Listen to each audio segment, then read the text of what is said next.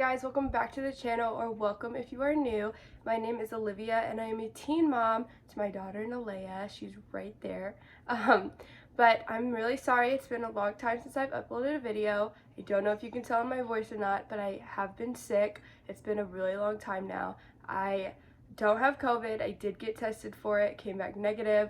I'm pretty sure it's a sinus infection, but I still don't have any medicine for it because I had to wait like 10 days to see, or after I got my test, to see if I still had symptoms, and that was today. And they still can't get me in for another 2 days to get medicine for it, so I'm still gonna sound and feel like this. But this video was long overdue. I really wanted to upload it before, but I felt horrible. I still felt not as horrible, but I don't feel the greatest. I don't sound the greatest either, but like I think I already said this, but the video is long overdue. Okay, I've had to stop the camera like 5 times to either cough or redo that part because I cannot process anything right now. But we're doing a Q&A. I posted on all my social medias that I was doing this, and I asked you guys to send in any questions that you had about me and Clayton, or me, or us and Naleah, or her story, or any questions about her, you know, her health or anything. So you guys did that. I have quite a few, but yeah, so we're just gonna get right into it. I'm gonna start with the ones that I got on Instagram, and I'm not gonna include like who asked what question just for privacy, and you know, they may not want that out there, but yeah, so I'm just gonna answer them. So the first one is, was there a time where you felt motherhood wasn't the right thing for you during pregnancy? Yes. I did feel like it wasn't the right thing for me. It was mainly in the beginning because it was still the initial shock of, I'm so young, I'm 17, I'm pregnant, I didn't have my life really together. Like, I mean, my life was fine, but I didn't have my life together to be having a baby. And like I said, I was just young, and so I just didn't, I didn't think it was for me just because of my age. Like, I remember even asking my mom if it was okay for me to be excited, when I eventually got to the point of that I was excited for her arrival. I just didn't know if I was allowed to be excited because I was still ashamed that, I got pregnant so young, and I thought others would judge me if I did show excitement, and it was just like, I struggled with that a lot. So yes, there was a time when I did feel that motherhood was not for me, but I eventually grew out of that. Like, now I love it, and obviously everything happens for a reason, but now I do feel that obviously motherhood is for me because I am a mom now. It could have waited, yes, but I wouldn't change anything. Okay. The next one is, what made you think to take a pregnancy test? Also, Naleah is so adorable, so happy for you. Well, thank you. But I think I explained this in like my first video. You may have not watched it, it was really long, but I didn't have anything that made me take a test except for just a feeling. I woke up one morning and I kind of just, felt like maybe I should take a pregnancy test. I wasn't like sick. I didn't miss a period, nothing. I just had a really strong like gut feeling that I should take one. I was feeling kind of off, and I was having like headaches in the like very, very beginning, but I didn't really think too much of it. But like I said, I just had that feeling to take a test, and I did. Another one, did you receive any negativity over being so young? What was the most difficult part of it all? Okay, so to answer the first part, I didn't. I honestly don't. Like, I don't remember any negativity that I received about being so young.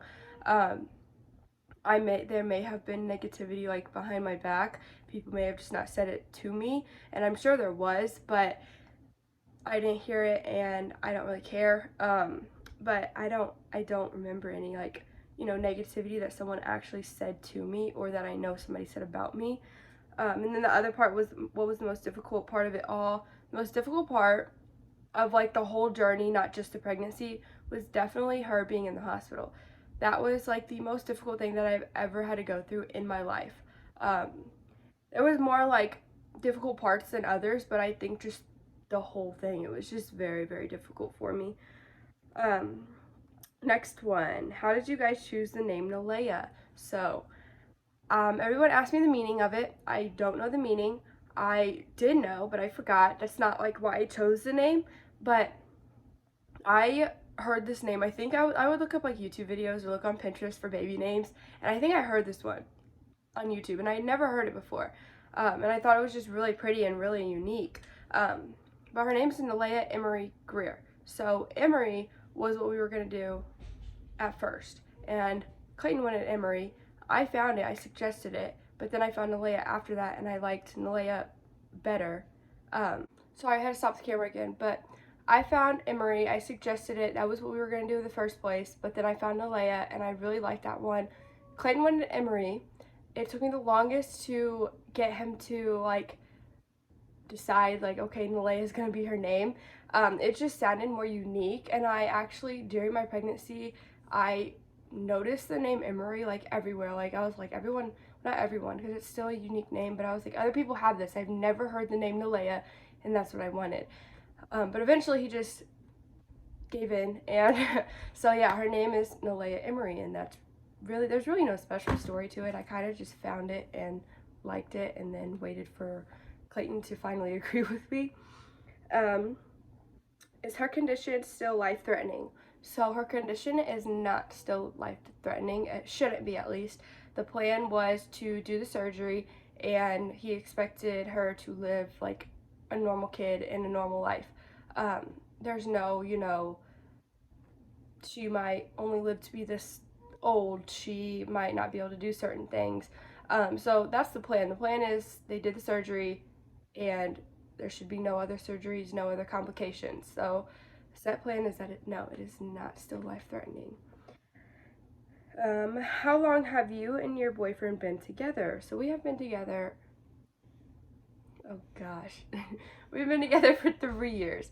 Yes, this year was our 3 years. So yes. Oh my gosh, that sounds horrible, but I cannot think right now. We've been together for 3 years. We've known each other for a lot longer than that, but we've been officially together for 3 years. Okay. My friend asked when we were going to come visit, and she lives really far away, but we will come visit you really soon. Well, not really soon, but sometime. Okay, so the next question is, did you take any maternity photos?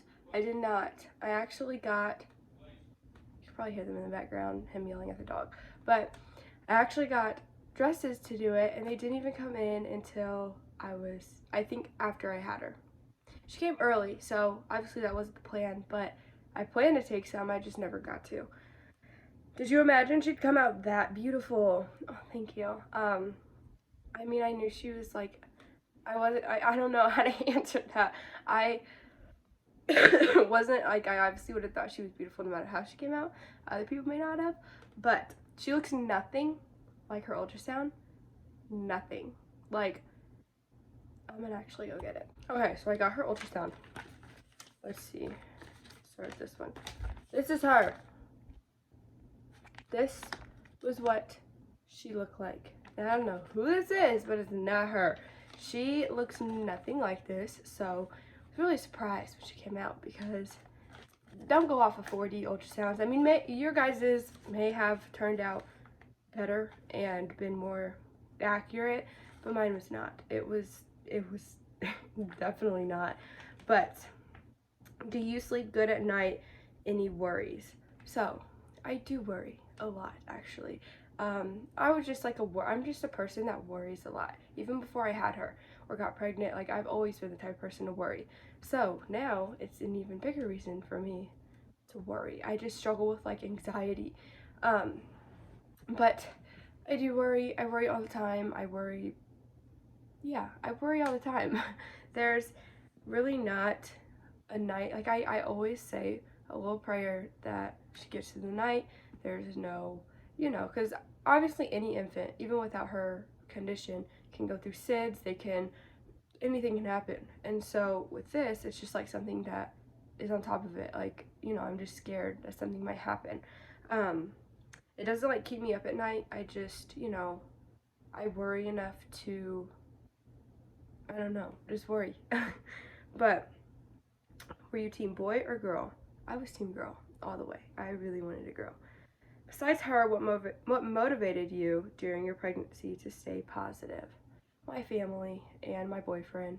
They motivated me a lot, and my friends, which basically like my family, but they motivated me throughout the whole thing. I really couldn't have gotten through it without them. Like, I really couldn't at all. And especially, when my mom would just let me know that it was okay to be excited and to, you know, stay positive. Like it said in the question, she would just always tell me to stay positive. And it was easier said than done, but it really helped me with everybody telling me to stay positive and that everything was going to be okay. Because, it did end up being okay, but I obviously didn't know that at the time. But it was really easy to not stay positive all the time.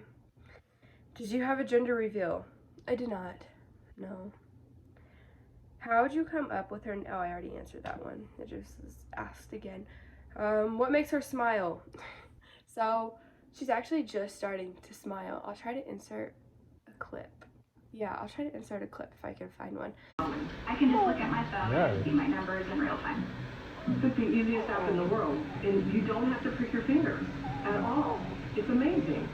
Not having to prick my fingers anymore, wow, that's incredible. I would have never dreamt that years ago. The Dexcom gives me that. But she's starting to talk. Well, obviously not talk, but make the noises where she's talking to you. It's so cute, but she does smile, and if you just talk to her, she loves people talking to her. That makes her smile. Okay, the next one is you guys should film more vlogs like what you and Clayton do. So I would, yeah, that's a good idea. I mean, I planned to, but we don't really do anything but sit at home. COVID is a bummer on everything because you can't really go anywhere. Where I live, you can't even eat in restaurants anymore. It was like that, and then that got lifted, and now we got put back on it. So we really don't go anywhere or do anything. But I may do a day in the life, and actually I have to convince him to be in the videos too. Has being a mother and transitioning into a new I cannot talk, into a new lifestyle been tough? If so, why? It has. It's been very tough. It's been a really big learning process. And yeah, I've just learned a lot. And especially with her being in the hospital, you have to learn a lot. You have to mature. You have to know how to do things, figure things out. It's a lot. And so it's definitely been a transition. It's not how, I used to live, where I could go do something if I wanted to do it, and if my parents allowed me to go do it. I have a child to care for, I have a responsibility, and yeah, so it's definitely been different, but it's a good different. It's not a bad different for me. That was the same one. Were Clayton's parents disappointed or happy? So I mean, I guess I feel like it's not really, I don't know. I don't want to say not my place to answer this because it's not bad, but they weren't, I don't know. I really don't know how they felt. They weren't not happy. They were excited. From what I know, they were excited. And I mean, I'm sure they were disappointed. I don't want to say they were because I don't want to say things that, if they were, I don't want to say things they felt that they didn't really feel. I really don't know how they felt, but I know my parents were, even though they were excited, they were disappointed because we were young, we are young, and I feel just any parent is going to be disappointed, but they were very supportive and stuff, so I don't really, I don't know how to answer that, but how would you and Clayton react about her having to be in the NICU? So we knew she was going to have to be in the NICU, so when she had to go, it wasn't a shock or anything. It was still really hard because I don't know if the person that asked this, I don't know if you have watched the first video, but I wasn't allowed to be with her because I had to stay in the hospital that I gave birth. I had to stay there for 2 nights after I had her, and then she went to another hospital. So it was still, even though I knew it was coming, it was still really hard. Do you think it was scary being pregnant during a pandemic? So it was very scary. Well, it was very hard. It was scary because when I found out about her situation, I was well, when I found out about the possibility of her having a heart defect, I was alone. I had to go by myself, And for ultrasounds and stuff, he wasn't allowed to go with me, obviously. I can't even remember if he went to the first one. I don't think so. I don't think he got to go to any. But that was just, that was hard on him, and it was very sad. Okay, when you found out about her condition, was there ever a time you considered abortion just to protect her from all the pain? Not saying you should have, just want to make, I can't read right now. Just want to know what your thoughts were like. You made the right choice. She's beautiful. Congrats. Thank you so much. But there was never a time that I considered abortion. I knew, I knew she was going to go through pain. I just didn't. It was different when I actually saw her. Like, in your head, when they tell you, okay, we're going to do this, this, and this, she'll be out in 10 days. Like, well, it's not like a certain, but they told me that usually, like, the time frame after surgery is a 7 to 10 day stay. So this obviously was not the case for her. She went through a lot of other things that weren't planned. But I don't know. It's just like when they tell you that, it's like, okay, she's gonna be okay. Like, yeah, she's gonna have a surgery. She's gonna be sedated afterwards, though, so she's really not gonna feel a whole lot of pain. Because they make sure they're really sedated and have a lot of pain meds going through them. Like right after her surgery, she really was not awake. She was, but maybe for like a few minutes, or she was just really, you could tell she was just out of it. And that was just so they could keep her comfortable.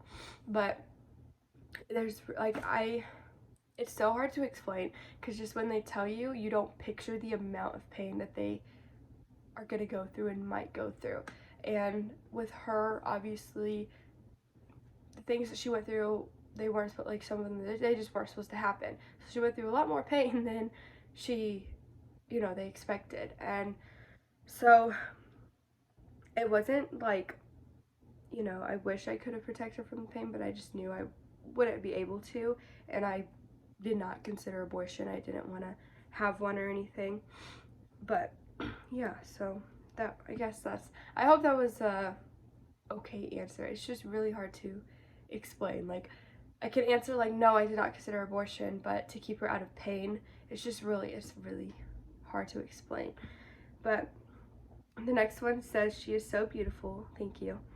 I'm just wondering, how did you find out about her condition? Was there anything to let you know while you were pregnant? So yeah, so we found out when I went for one of my ultrasounds. I found out that she may have a heart condition because my regular OBGYN saw it, and he just couldn't confirm that it was a heart defect, because he wasn't like a specialist. He had to send me to a specialist to look at it, basically a second opinion, and confirm it.